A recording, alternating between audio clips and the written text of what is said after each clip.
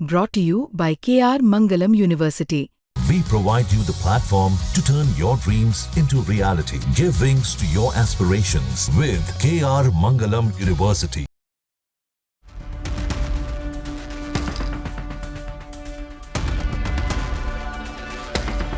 जब दुनिया में ताकत का मतलब केवल युद्ध, हथियार और धमकी रह गया हो, ऐसे समय में अगर कोई देश कूटनीति से अपनी बात मनवाकर बिना एक गोली चलाए इतिहास पलट दे, तो वो जीत सिर्फ एक देश की नहीं, एक सोच की होती है। और इस बार वो सोच थी भारत की, और वो जीत मिली हिंद महासागर में।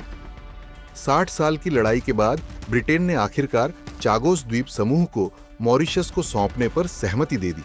लेकिन ये केवल मॉरिशस की जीत नहीं, ये भारत की सामरिक कूटनीति की सबसे शानदार मिसाल है। दरअसल चागोस एक द्वीप समूह है जिसमें 60 से ज्यादा छोटे द्वीप हैं हिंद महासागर के केंद्र में। 1965 में जब मॉरिशस को आजादी मिलने वाली थी, ब्रिटेन ने चुपके से चागोस को अलग कर लिया और अमेरिका को इसका सबसे बड़ा द्वीप डिएगो गार्सिया लीज पर दे दिया। वहां एक विशाल अमेरिकी सैन्य अड्डा बना और मॉरिशस से चागोस को अलग कर दिया गया। ये था एक आधुनिक औपनिवेशिक घोटाला।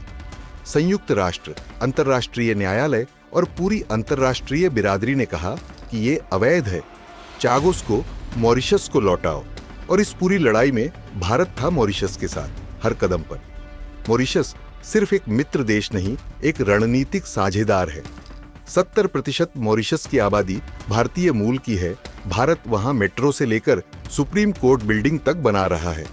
2015 में भारत ने अगालेगा द्वीप पर एयर स्ट्रिप और सुरक्षा ढांचा खड़ा किया, और भारत ही है जो मॉरिशस की कोस्ट गार्ड और नेशनल सिक्योरिटी का प्रमुख बनाता है, वो भी भारतीय अफसरों के जरिए। अब सोचिए, जब चागोस वापस मॉरिशस के पास जाएगा और मॉरिशस भारत का इतना करीबी है, तो क्या वो द्वीप हमारे लिए भी रणनीतिक महत्व नहीं रखेंगे?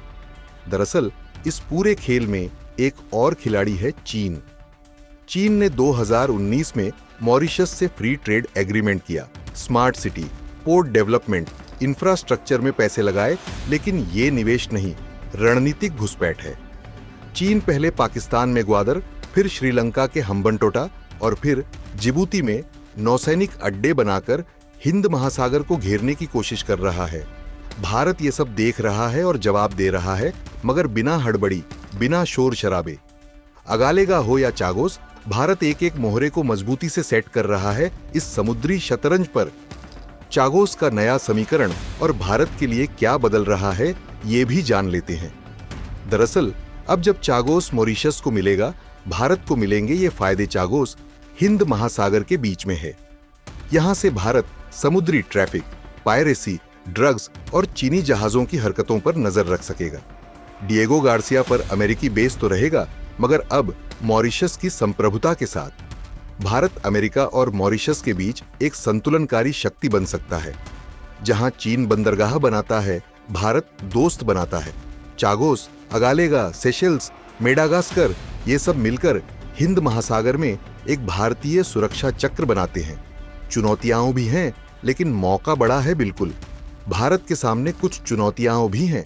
चागोस के विस्थापित लोगों के हक, मॉरिशस की आंतरिक नीति और अमेरिका के साथ समझौते और चीन की संभावित प्रतिक्रिया। लेकिन भारत की ताकत यही है कि वो बंदूक नहीं, भरोसे से इलाके को जोड़ता है। खैर, भारत ने एक बार फिर दिखा दिया कि उसकी विदेश नीति में न तो औपनिवेशिक लालच है, न ही अंधा विस्तारवाद। भारत लड़ता नहीं, लेकिन झुकता भी नहीं।